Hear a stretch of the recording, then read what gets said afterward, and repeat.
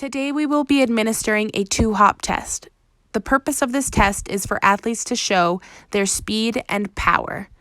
The demographic for this test is able-bodied elite hockey players aged 18 to 35.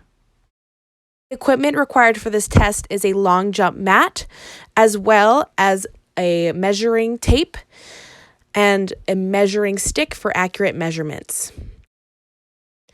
The subject will stand with both feet behind the line. When ready, the tester will tell the subject to start, and the subject is required to hold the ready position for 2 seconds and then proceed with the jump. As you can see here, the subject pulls back and holds the ready position for 2 seconds. After the 2-second hold, the subject takes off, taking 2 consecutive jumps and then holding the finished position for measurement. When the subject lands, they need to stand still while the testers take their score.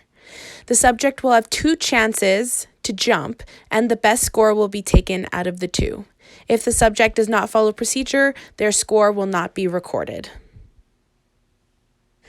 As for tester responsibilities, there will be 2 testers. One will stand at the start line instructing the subject, and the other tester will be at the end of the long jump mat, ready to measure the distance that is achieved by the test subject. The tester at the start line is required to explain the expectations to the subject and make sure they do what is expected, and the tester at the end is making sure the subject does not move after their landing and taking the accurate distance that is achieved by the subjects. The data collection for this test will be recorded on a table for their 2 trials. Their score is measured from the takeoff line to the back of their heels when they make their final landing. Their score will not be recorded if they start early, do not hold the ready position for full 2 seconds, if they pause between the 2 hops, or if they move their feet before their score is taken.